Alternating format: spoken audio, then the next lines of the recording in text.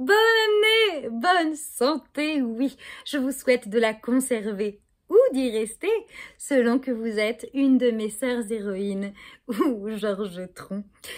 Oui, gardez bien la santé, surtout quand c'est votre dur métier, gardienne de prison à la santé. Je lève ainsi mon verre à nos amis geôlières. Merci de faire en sorte que Georges, Jean-Luc ou Claude ne puissent s'évader, escaladant un tronc, se faufilant à travers la haie ou à la faveur d'un portail resté géant. Oui, j'ai fait 2 blagues de suite pour le prix d'une sur le peu d'hommes puissants qui n'ont pas bénéficié de la même impunité patriarcale systémique que tant d'autres. Au hasard des ministres ou candidats à l'élection présidentielle. Mais c'est qu'on a besoin de joie, de trouver des sujets réjouissants pour lancer des vœux enjoués. Et je vous fais cet aveu, c'est dur d'en trouver. Entre les militaires chinois qui simulent des débarquements sur la plage taïwanaise ou les militaires russes massés aux portes de l'Europe et fraîchement débarqués pour flinguer du manifestant au Kazakhstan, on se demande si, informés du fait que nous aurions été privés des onéreuses prouesses pyrotechniques traditionnelles qui polluent, terrorisent les chiennes et tuent des oiselles chaque jour de l'an à la Tour Eiffel, si Poutine et Xi Jinping ne se seraient pas dit « Eh ben, qu'à cela ne tienne, on leur prépare un feu d'artillerie ». Si vous ajoutez à cette pétaradante actualité internationale un Covid aux allures de grippes espagnoles, la généralisation du contrôle d'identité au faciès à la terrasse de café façon papilla bite par le bon samaritain même pas assermenté, un chef de l'État qui flatte nos bas instincts grégaires en distinguant les bons des mauvais concitoyens, les citoyennes n'existant même pas, ces derniers réduits à des émissaires de tous les maux. Les inspirations pétainistes d'un petit homme frustré, inquiet pour sa virilité, ou une tension internationale impliquant un Serbe. Je ne sais pas pour vous, mais je sens comme des relents de XXe siècle mal digérés. Faites que Novak Djokovic ne se prenne pas la tête avec un archiduc australien. Cette année n'a que 6 jours. Et en actu négative, on est déjà saturé comme un service de réa. Bref, on a déjà notre dose. Si j'ose m'exprimer ainsi. Oui? Manu Macron me signale dans l'oreillette qu'en matière d'expression, on peut désormais tout se permettre. C'est bien simple. Ma copine Lauriane m'a offerte pour Noël une crème anti-rage et chaque fois que joint, alors joint pas, non, pas celui des murs non plus, le verbe injustement délaissé, oindre, terme qui nous a donné avant l'arrêt de métro banlieusard bondé de la ligne 13 ou même l'évêque canonisé 6 juin, un très joli prénom français. Validé selon les critères calendaires catholiques historiques de la team Zémoroïde, ouin, sobriquet injustement boudé, aujourd'hui au profit de Matisse ou Léo. En effet, à peu près 0 enfants, j'ai vérifié, ont été nommés ouin. En 2021, c'était pourtant tout thématique, avec toutes les bonnes raisons qu'on avait de pleurer. Ouin, ouin, super pour des jumeaux. Quand les Manuel ou les Jordan, à l'instar de Mississippi, dont un Indien dans la ville, devront se choisir un nom un peu plus propre, je militerai pour la revalorisation de ouin. Donc, disais-je, avant que de m'égarer en parenthèse, lorsque joins ma peau Amazon de crème anti-rage sur la zone ainsi ointe, apparaissent des pensées positives. Alors, positive, comment vous dire, au sens où on l'entendait avant les tests, n'est-ce pas? Quand l'adjectif positif augurait encore de bonnes nouvelles. Vous vous souvenez? Donc, je vais y arriver, c'est une crème qui fait apparaître des idées à même d'apaiser une artiste féministe antispéciste, donc nécessairement assez enragée, telle que les galettes des reines véganes de Juliette sont trop bonnes. À chaque instant, quelque part, la terre s'émerveille devant un lever de soleil. Georges Tron, Jean-Luc Lahaye et Claude Guéant sont en zonzon. Alors ça, pour me rendre le sourire, hein, ça passe crème. Mais sinon, après, on tourne vite en rond. Hein. La crème se croûte, la crème fouette. Ah si, elle y a bien cette dernière inscription. Fragile, elle n'apparaît qu'en filigrane, par instants comme un mirage insistant, irréductible. Elle envisage de se présenter. Alors, pour qu'en janvier 2023, je galère moins à trouver des raisons d'espérer en la nouvelle année, je vais faire un vœu et l'adresser à la bonne étoile, qui, j'espère, loin de filer, s'installera pour rester, dans ce séjour qui n'a hébergé que des hommes dirigeants depuis la Pompadour, l'Élysée. Chère Madame la Présidente, Christiane Taubira, quand je vous appelle présidente, je ne prends pas seulement mes meilleurs vœux pour des réalités, car elle était une fois, un jour de juin 2018 à la Maison de la Radio, vous étiez déjà présidente. De mon cœur, cela va de soi, et présidente du jury lors du concours d'éloquence de la Fondation des femmes. Ce jour-là, vous m'avez remis le prix Gisèle Halimi pour mon discours d'éloquence sur les féminicides. Si la criminelle réalité, malheureusement, te sévissait déjà, le mot n'avait pas encore droit de citer dans les médias.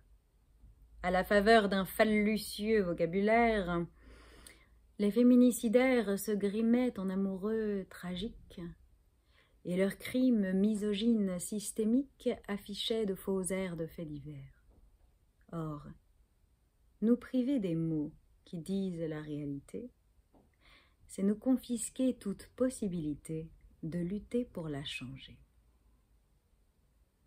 Depuis, le discours a pu être visionné par des centaines de milliers de personnes sur la toile. J'ai reçu une avalanche de messages et témoignages émouvants, confirmant que les justes mots rendent une première justice.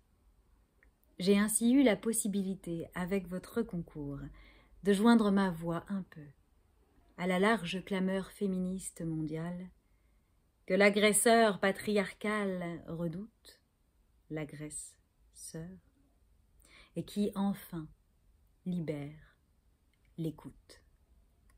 Mais toujours, encore, parce que jamais les 100% d'hommes blancs aux rênes de ce pays-ci n'ont daigné en faire leur priorité parmi toutes. Toujours, encore, tombent les nouvelles que l'on redoute, et nos larmes sororent, une à une de plus, goutte à goutte.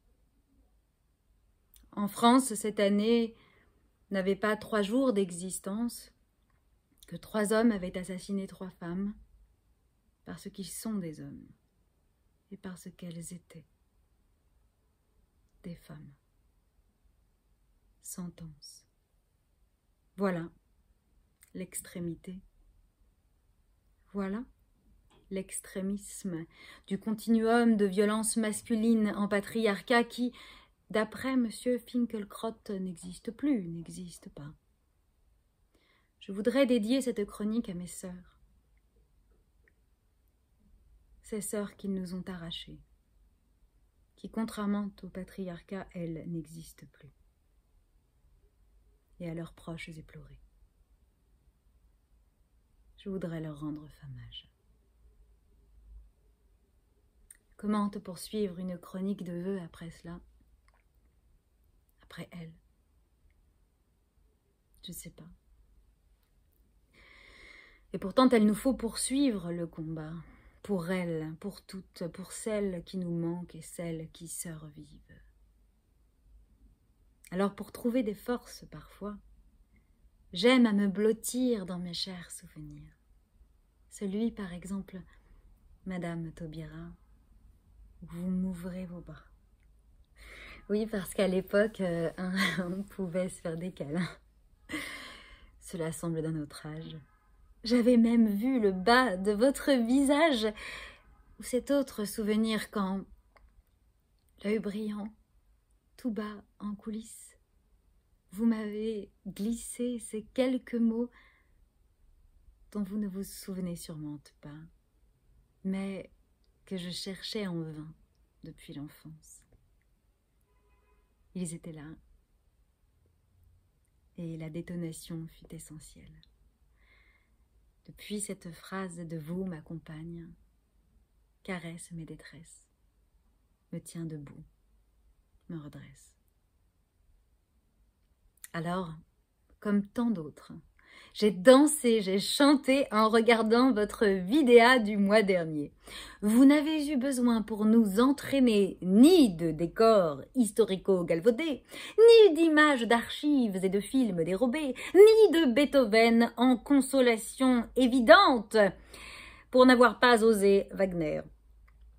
En toute simplicité, vous nous avez offerte juste l'espérance de vous voir rassembler jusqu'à l'isoloir les forces éparpillées des aspirantes à l'égalité. Juste l'impatience de savourer votre éloquence, vos idées, vos valeurs, votre culture, lors de débats présidentiels enfin dignes des enjeux actuels. Alors que les hommes blancs à la barre conduisent le vaisseau planétaire de naufrage en naufrage depuis des millénaires, vous pouvez renverser la vapeur. En place de la virilité toxique, la sororité bénéfique. Au lieu de « c'est moi le viril qui est la plus grosse ». Et si on laissait un monde vivable à nos gosses? Après « si je veux, je peux tout faire péter ». Si je veux, je peux faire la paix. Vous pouvez dévaloriser le fait d'avoir du pouvoir sur les autres pour valoriser de pouvoir faire ensemble. Et ainsi, les petites filles, les petits garçons, de toutes les couleurs, auront de nouvelles normes et de nouvelles représentations. Et elles entendront, oui, notre présidente est une femme noire de gauche, grande figure des combats progressistes depuis des décennies qui n'est pas née en métropole ni même dans une famille d'énarques. Alors que plane sur l'avenir la menace d'un duo Trump-Zemmour, mais j'y crois pas d'en être à dire ça. Mesurons-nous, mes sœurs, l'impact au gouvernail planétaire d'une dua Kamala Harris, Christiane Taubira.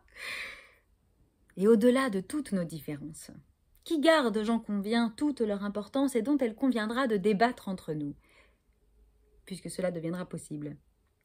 J'appelle le camp progressiste, les féministes, à réaliser l'horizon de possibilités nouvelles qu'ouvrirait votre victoire, Madame Taubira, à la présidentielle. Car je crains, en revanche, que les masculinistes de tous bords réalisent, eux, très bien, au contraire, le danger que vous représentez pour leurs privilèges testiculaires.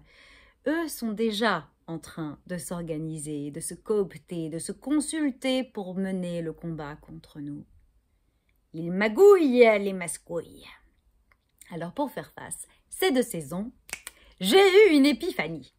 Puisque nous sommes toutes d'accord pour mettre à bas le reliquat d'absolutisme versaillais que constitue le présidentialisme, si cher à Emmanuel Ier, puisque vous entendez, Madame Taubira, rassembler et non pas être une candidate de plus, puisque les présidentielles doivent se passer de cette vieille astuce nécessairement viriliste, de la figure messianique providentielle, puisque les narcissiques doivent laisser place à des intelligences collectives et des coopérations d'équipes interministérielles, je fais le vœu, pas trop pieux j'espère, d'une grande première. Faire campagne ouvertement, aux côtés des grandes figures annoncées de votre gouvernement. La Constitution actuelle nous demande de ne voter que pour un seul nom aux élections présidentielles, qu'à cela ne tienne que le vôtre s'imprime sur les bulletins, j'en conviens, avec la connaissance préalable d'une équipe gouvernementale rassembleuse, avec vous, pour la première fois dans ce pays, savoir où on va et avec qui. J'ose même ce clin d'œil à notre cher de Gouges. Nous sommes usés de voter pour Jupiter? Votons pour l'Olympe. Donc, sait-on jamais, Madame Tauvira, que vous puissiez y puiser une quelconque inspiration? Voici mes propositions de nomination. Mûrement réfléchie, ministère par ministère. Elle est certes imparfaite, cette liste est non exhaustive, mais elle rassemble du moins des personnalités compétentes, créatives et dignes d'exercer les diverses responsabilités. Rien que d'y penser, ça m'a fait kiffer. Sans vouloir vous divulgacher la suite, je vous l'ai dit, et c'est une grande première, hein. C'est carrément disruptive à la gouvernance de ce pays. Aucune de ces personnes que je vais nommer n'a jamais été accusée de violence sexuelle. Enfin, en lieu de préambule, je délivre à ma façon cette idée de la grande sociologue Laura Carpentier-Goffre. Afin d'avoir des effets bénéfiques dans un système d'oppression patriarcale, la parité entre les sexes doit être un outil politique et non mathématique. En conséquence, elle doit signifier au poste de responsabilité l'obligation d'un nombre minimum d'opprimés et non d'un nombre minimum d'oppresseurs. Ceci posé, j'y vais. Mes chers compatriotes de métropole, de l'outre-mer et de l'étrangère, ma bonne étoile, je nous souhaite pour cette année 2022, d'ici quelques mois, présidente de la République, sans suspense, Madame Christiane Taubira.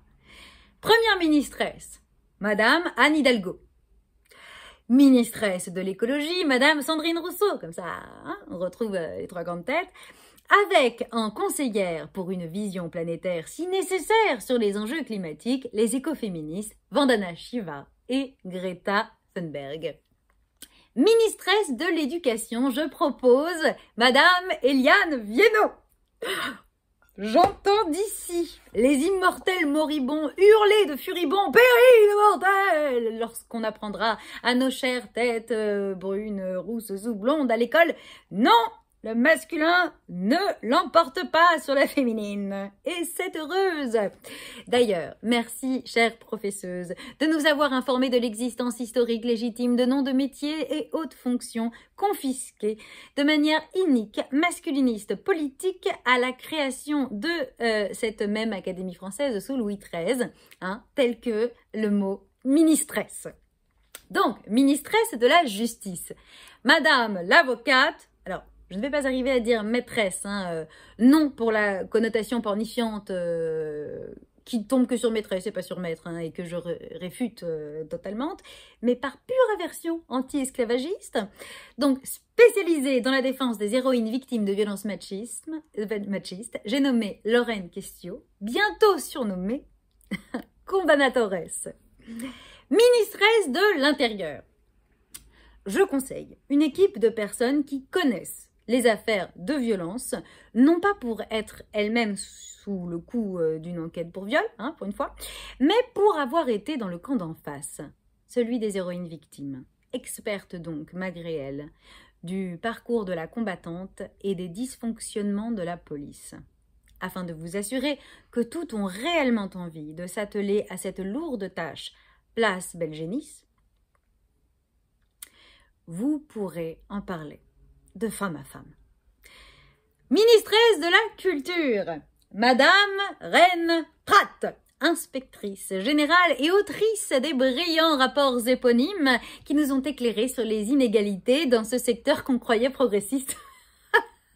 C'était avant MeToo. Ministresse de l'Agriculture, Madame Hélène Touy, aujourd'hui candidate du parti animaliste.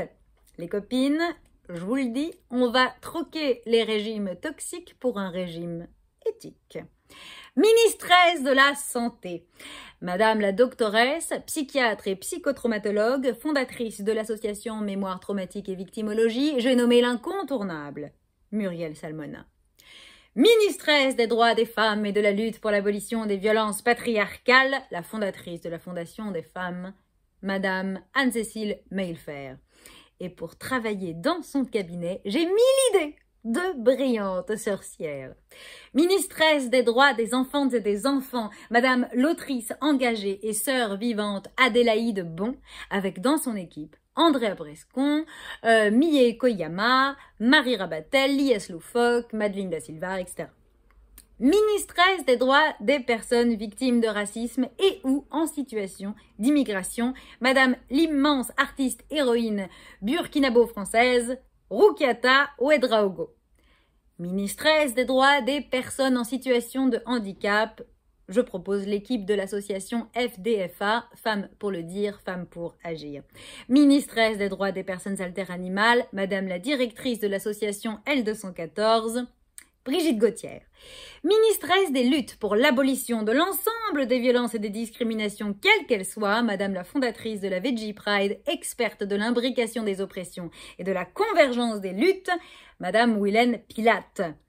Ministresse des Affaires étrangères, c'est à confier à des étrangères, logique. Je pense à Chimamanda Ngozi Adichie, Divine Kapi, Malala Yousafzai, on trouvera.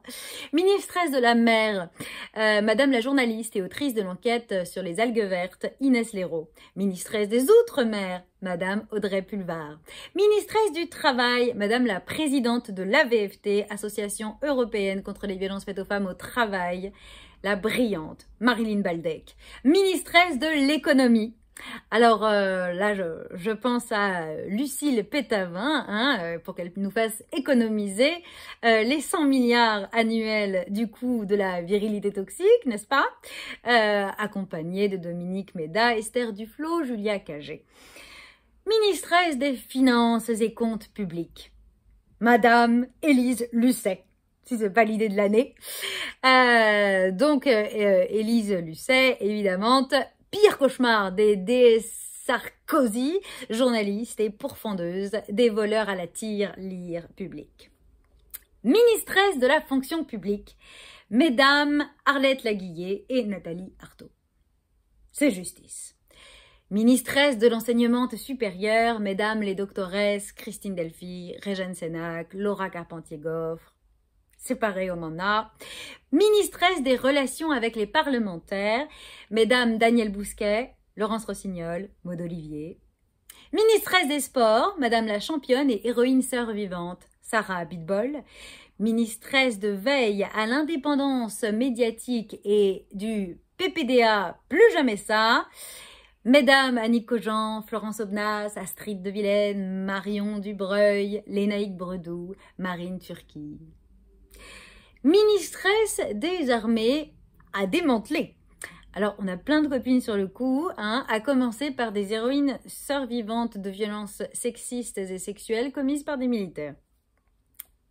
Et moi, alors je me passionnerais pour nombre de ministères, c'est vrai, mais vous me verriez honorée de me faire l'une de vos porte-paroles, de vos hisse-voix, de vos diffuses éloquences, avec joie. Sérieusement, en attendant de vous revoir, j'en ai l'espoir, Madame Taubira, chère étoile de nos nuits d'épines, dans l'obscurité qui nimbe les théâtres le soir, peut-être, ou autour de grandes victoires. Pour l'ensemble des opprimés, j'espère que mes vœux ambitieux, facétieux plus qu'irrévérencieux, même rien qu'en partie, rien qu'un peu, quelques idées se verront exaucées. Car comme on chante dans Pinocchia, en version conte à rebours, quand on prit la bonne étoile, la fée noire déjoue les mâles et vient accorder ce qu'on a demandé. Quand on prie de tout son cœur, elle n'y a pas de faveur qui ne soit bientôt une réalité. Essayez, faites un vœu, dans les cieux brille l'espoir, quand on prit la bonne étoile. Et là,